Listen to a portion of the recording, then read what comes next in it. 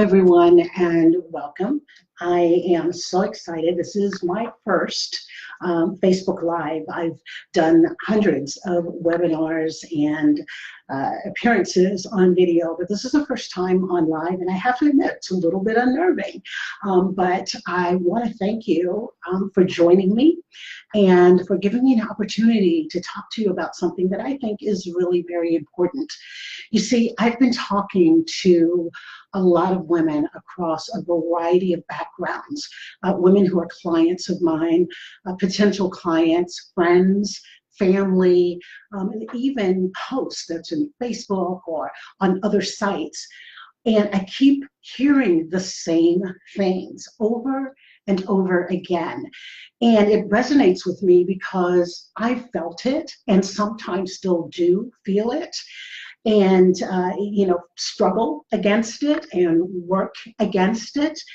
And so I want to share with you about feeling stuck, because there's so many people that feel stuck. It's a certain life that they want to have. There are things that they want to do. There's places they want to go. There's experiences that they want to have.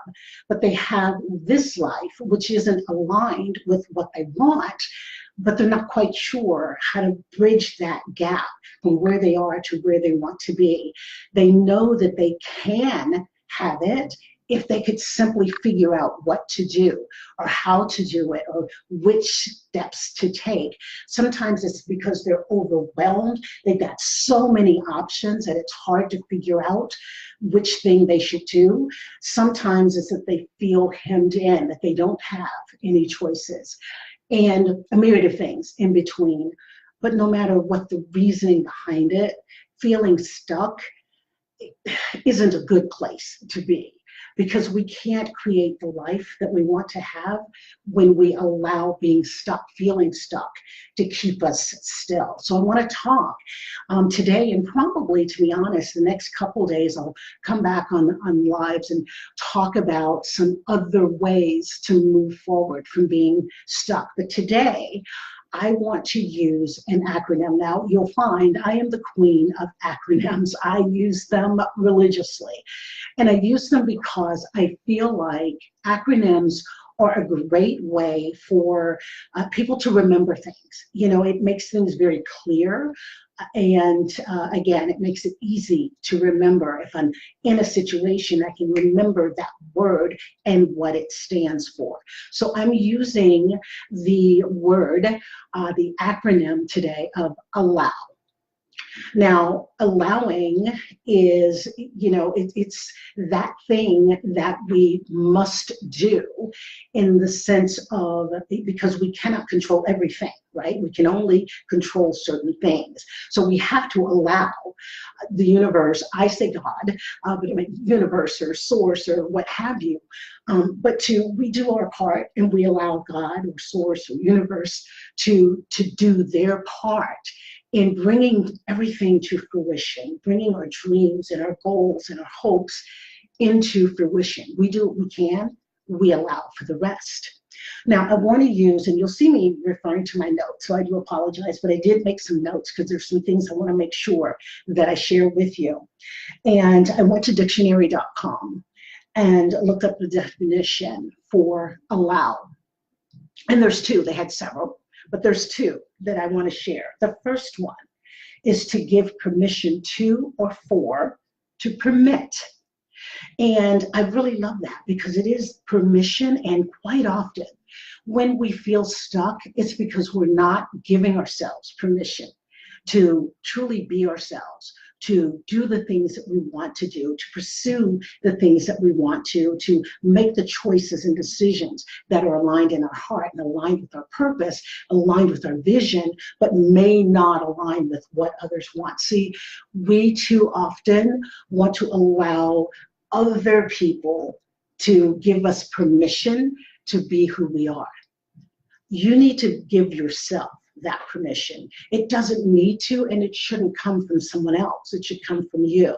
When we're willing and able to stand up and give ourselves the permission to be ourselves, that's when others also come into allowing us to be ourselves. They sort of see it as they don't have a choice, right? We don't need to wait for external permission. We need to give it to ourselves. Now, that was number one, to give permission to or for, or to permit. Now, the second definition that they give is to permit by neglect, by oversight, or the like. Now, this one, oh, I'm so guilty. I am so guilty, and I wonder if you've been guilty of this as well. And that is that you know that there's something you need to do, some step you need to take, and you don't take it. And you get a certain result based on the fact that you didn't do what you could have done. Now, one example I can give you is, paying bills, right? You get that credit card bill in the mail, and you've got 25 days before you have to pay it. And so you put it aside because, I've got time, and I neglect to pay it. And the next thing I know, oh my gosh, it's 26 days or 27 or 30 days later, and I have not taken care of that. So now I've accrued interest or maybe some penalty or whatever. And it's simply because I neglected to do what I could and should have done in the first place, which is simply take care of it. Why wait? Why put it off? Why not do it now? And, that's a very vivid, I think, example. But the truth is, we do it in our lives all the time. We put off, we neglect to do the things that we want and need to do that would move our lives to where we want it to be. We neglect that. Again, because we don't give ourselves permission. So out of that neglect, we end up with consequences, circumstances that we didn't really want. And unfortunately, it takes us off path. It takes us away from where we want to go. Excuse me just a moment for some water.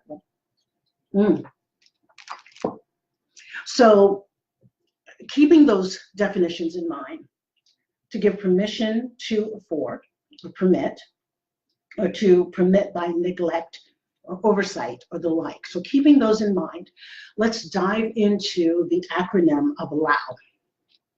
Now, I'm going to give you just sort of the overview, what A.L.L.O.W. stands for, and then I'll go into each one. So the first, the A, is authenticity. L, let go of false control. The second L, lower expectations from perfection to production. The O is for own your journey, and the W is for watch your language. So let's jump in.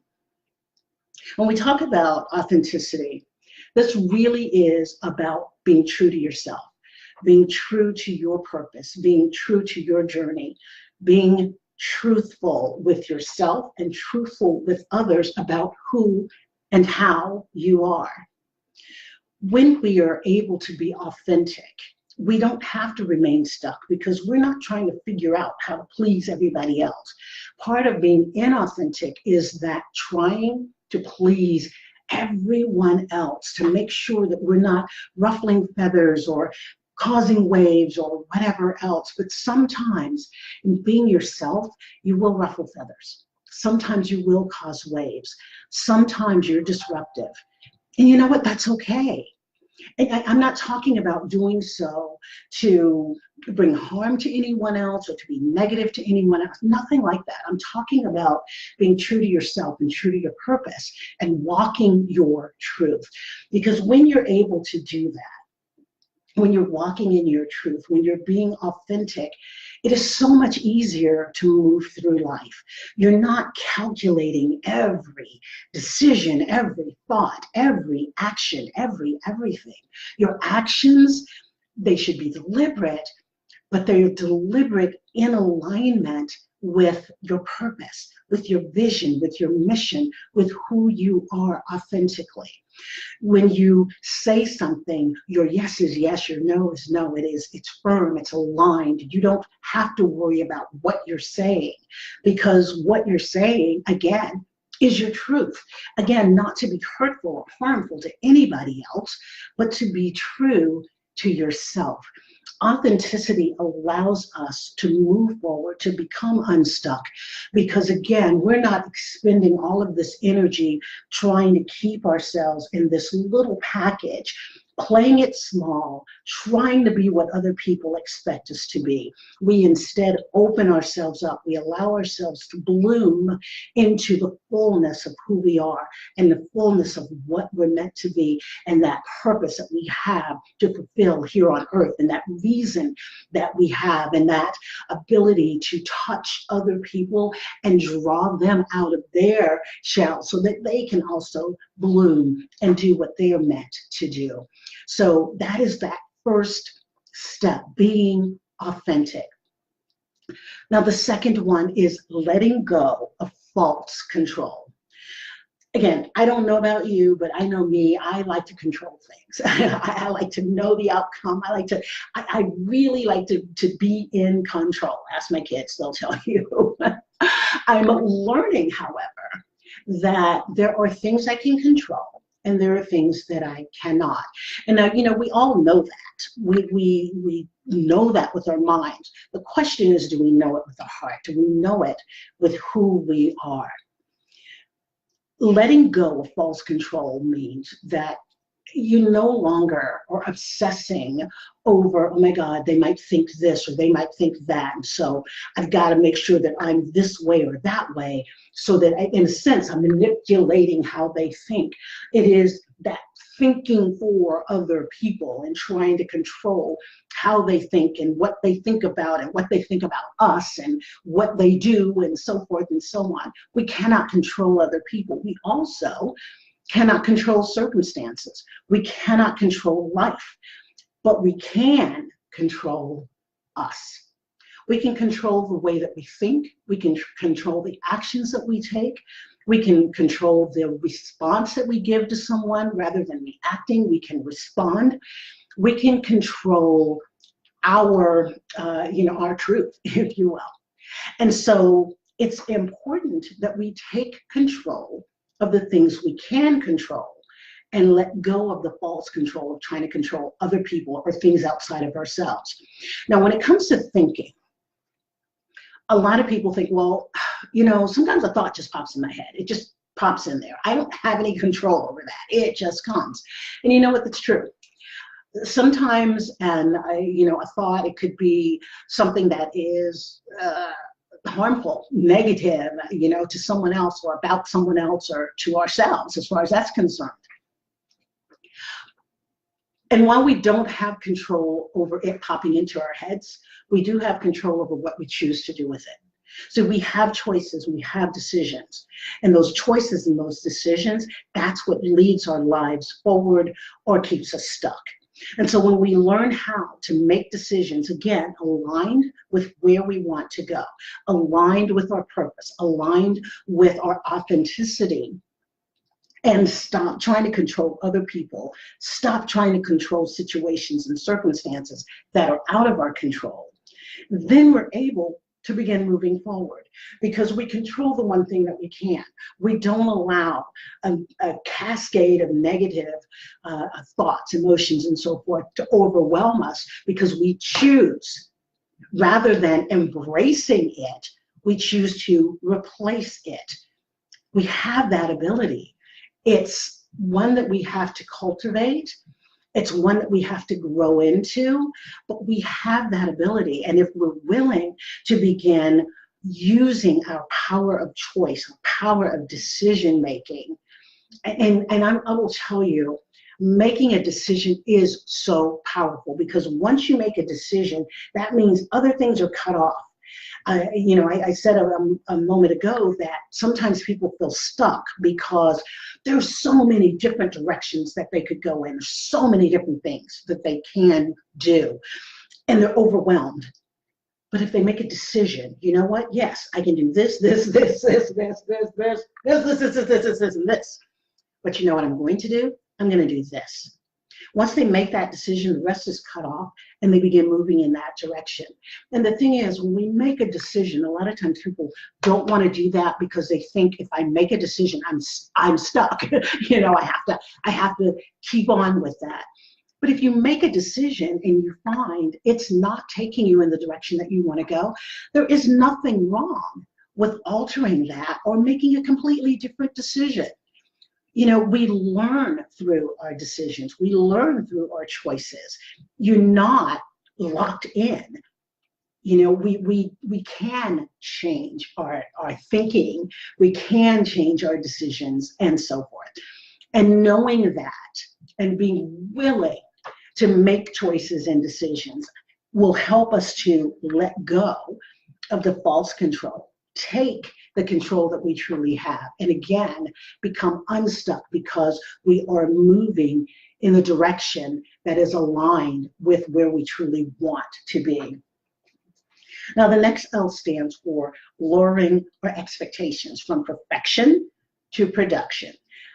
You know, there's a lot of people that will tell you that they are perfectionists, and that quite often that stops them. It keeps them from going where they want to go because they're paralyzed. It's not perfect. I can't make it perfect. I'm trying to get there, but oh, just one more thing. Oh, just one more. Oh, just one more. You know, and the thing of it is none of us are perfect. Absolutely, none of us are perfect. We cannot be perfect. Perfection in the human form doesn't exist. And so rather than trying to be perfect, we should move towards producing something. You know, if let's say you want to write a book and you've been struggling with this book for years because it's not perfect. You don't feel that you've got everything in there that you need, or it's not edited the way that you want it to be, or you're not sure that it's making sense in the way it's, whatever that may be. You've got the sense of it's not perfect. I can't put it out there.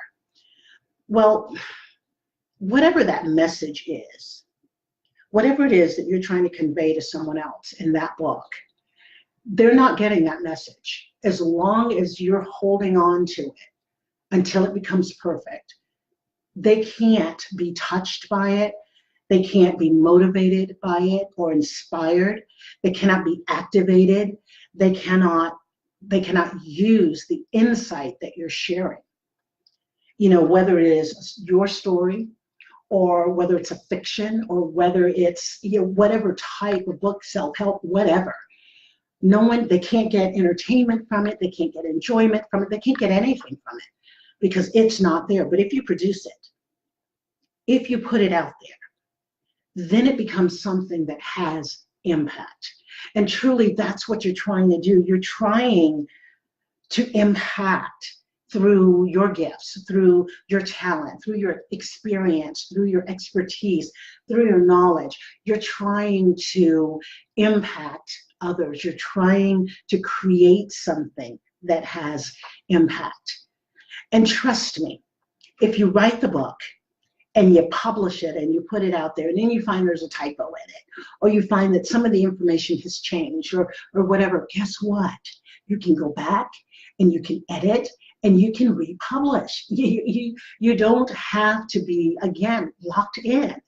You know, rarely are we locked into anything. I think probably the only thing we're really locked into is once we're no longer here. You know, we don't have the opportunity to make any changes once we leave this physical body. But as long as we're in this body and we're breathing every day, we have the opportunity to awake and arise every day. We also have the opportunity to change every single day. One of the things I like to say is you have the power to change, take the power and make the change. We have that power available to us every single day. Okay, the O stands for owning your journey. Your journey is yours. It doesn't belong to anybody else. It belongs to you. You make of it what you want it to be. And you do that by being authentic. You do that by letting go of false control. You do it by lowering your expectation from perfection to production. When you own your journey, you take responsibility for making your choices and decisions and for the consequences of those choices and decisions. You see, when we make a choice, when we make a decision, we're actually making two choices. Every decision, every single one equals two choices. And that is the choice or the decision, I guess, to accept the consequences and to deal with the consequences. Because, you know, there are always a sort of a myriad, a variety of outcomes in anything. We can only see so far, and we have the intent that we have. But because there's so many other things that come into play with a choice or decision that we make, things outside of us, outside of our control, then it is quite possible that it is quite possible that, you know, something or someone will create a negative impact to a decision that we've made. But even beyond that, if I choose to do something that I know, you know what, I could probably get away with this, but there is the possibility that I might get caught in this, but you know what, I'm going to do this thing. And I do that thing and I get away with it. Okay, so I got away with it. I accept that consequence, if you will, because hey, there's no skin off my nose, there's nothing about it that is negative to me. Okay, but I do that thing and I'm caught and I have to suffer the consequences. Well, when I made the choice, when I made that decision, I was choosing right then to accept the consequences of being caught. And I can't then look back and go, oh, well, I should have, I would have. I should think through it in the first place. We should have consequential thinking. If we think forward to the potential outcomes of a choice or decision, and we are willing to embrace from the entire spectrum, from the good to the bad and everything in between, and then something happens and the outcome is a bad one, you know, it's not good for us, we have already accepted that by making the choice in the first place. Now, what we need to do is, when we're engaging in consequential thinking, we need to figure out how we're going to mitigate the potentially negative outcome. You know, rather than waiting until we're embroiled in it, let's think about, okay, if this thing were to happen, this negative thing here were to happen, how would I handle it? You know, what would be my sources, my resources? What could I do to help overcome that, rather than being in the moment? Because once you're in the moment, it's all emotional, and nothing wrong with emotions, but it's hard to make logical, good choices when we're in the middle of the emotion. So we think ahead, right? All right, so the last thing is watch your language. Now, what do I mean by that? I mean what you say to yourself and what you say to others, what you say about others. You really need to watch it. You know, sometimes we beat ourselves up worse than we would ever allow anybody else to do. We say things to ourselves. I'm so sorry for that noise, and in case you can hear it, there's noise going on behind me, but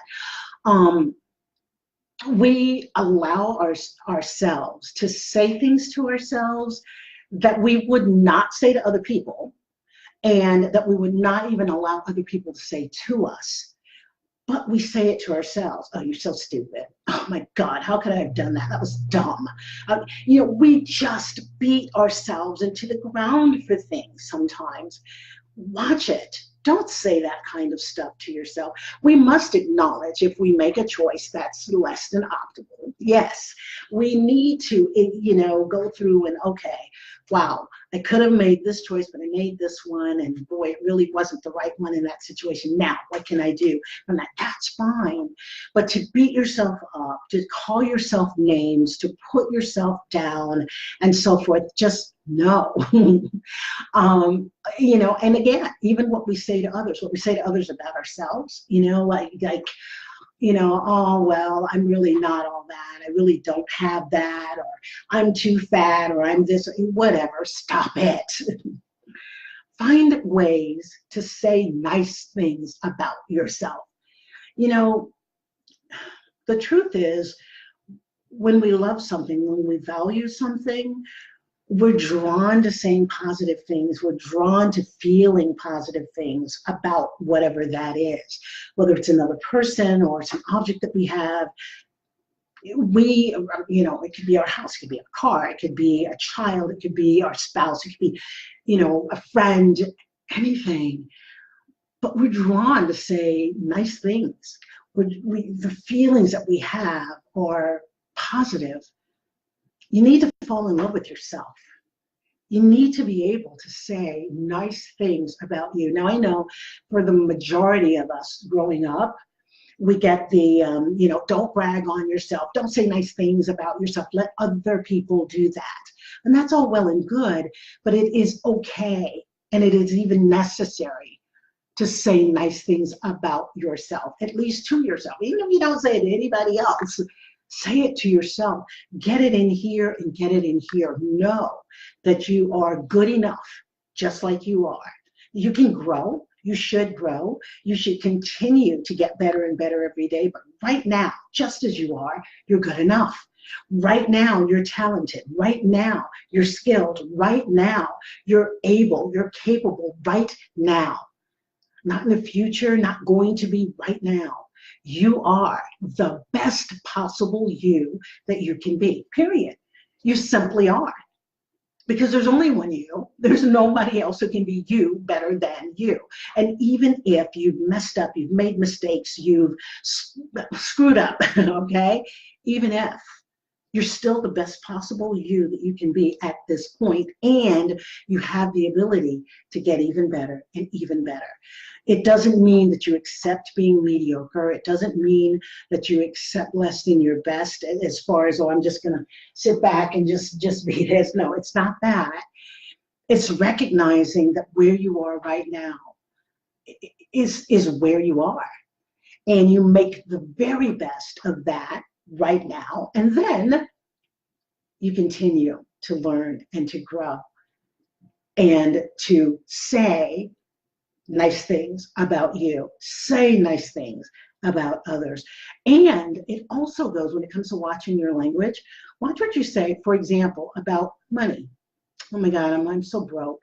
Oh, I'm not able to handle money. I'm just no good with money. Oh, I never have enough money. Oh, stop it. Stop saying those things to yourself. I don't care how true it feels. Stop. Start talking about, you know what? I may not be the best with money, but I'm capable of learning, and I'm going to learn how to manage my money better. Rather than, oh, I'm always broke. Well, you know what? Right this moment, I feel like I don't have quite enough, but I know that I have resources. Let me tap into that. Let me figure out how to tap into those resources. Change what you say, because what you say feeds from your thinking, but it also feeds to your thinking. So if you're constantly saying negative things, you're constantly feeding yourself negativity, and that's not where you need to be. You need to be feeding your soul positivity. Now, I'm not talking about, you're just going to have a bunch of positive affirmations and everything's just going to fall into line. No, it's not quite how it happens. But having the positivity helps you to take the actions that you need to take in order to be able to create the future, or the now, actually, that you want to have. It's much harder to do that when you're constantly berating yourself, putting yourself down, or thinking negatively about the things surrounding you. So there you have it. That's the acronym, A.L.L.O.W, which again, authenticity, just being yourself, being the best you can, letting go of false control, controlling the things that you can, your thinking, your actions, your behaviors, your responses, lowering your expectations from perfection to production. Just do something. Nike had it right when they said, just do it. And that really is it. Just do it. It doesn't have to be perfect. It does need to be done. You can always correct something that is done, but you can't correct what's never done. And it has absolutely no power, no influence whatsoever. When you do something, you're creating power and influence. Own your journey, you know, live the life that you want and are designed to live. You know, take responsibility for it. Live with deliberate intentionality. Be deliberately intentional about what you do and where you're headed. And then finally, watch your language. Watch what you say to yourself, about yourself, watch what you say to others, and watch the things that you say about those things that are important to you in your life. Again, money was the example that I used, but there's so much more. Maybe it's relationships. I'm so bad at relationships. Stop saying that mess. You know, talk about what you want and take action. It's not just about talking it, it's also about taking action aligned with where you're trying to go. So if you're someone who has been feeling stuck, has been feeling like, I'm trying to get in here and put, there we go, put a little, there we go, I think I did it. If you are someone who has felt stuck, or you feel stuck, and you feel like, you know what, I know where I want to go, I just can't seem to make the right choices or decisions, or I'm overwhelmed, or whatever it is, I can't seem to move from where I am to where I want to be, I feel stuck, then I would truly love to work with you, whether it's in your business, in your career, in your personal life. I'd really love to work with you to help you move from where you are to where you want to be, to help you move forward. I'd love to invite you to connect with me. I offer a free 30-minute catalyst call. And as I mentioned before, I call myself a catalyst. I'm really good at helping people get started, helping people make decisions and take the hard leap that they've been fearing, to give themselves permission to take the actions that they need to take to move from perfection to production and so forth. So I offer this free 30-minute catalyst call that's designed to help identify and strategize your move forward. You're getting started or you're moving ahead. So I invite you to connect with me. I've placed the link here. You can simply click on the link. It will take you to my site. It will tell you a little bit about myself, a little bit about what I do, and then all of the various services that I offer. I certainly hope to see you soon. I hope to connect with you. But one thing that I truly hope is that in the last, I think it's been about 30 minutes now, something that I've said has given you the impetus to think a little bit differently and to embrace the power to allow yourself to move from where you are to where you want to be. You truly do have the power to change. Take the power and make the change. I'm Tanya Michelle, and I'm going to sign off now. I look forward to connecting with you again, probably tomorrow, to talk a little bit more in a different aspect about getting unstuck. Until then, have an awesome, amazing, and blessed day. Bye-bye.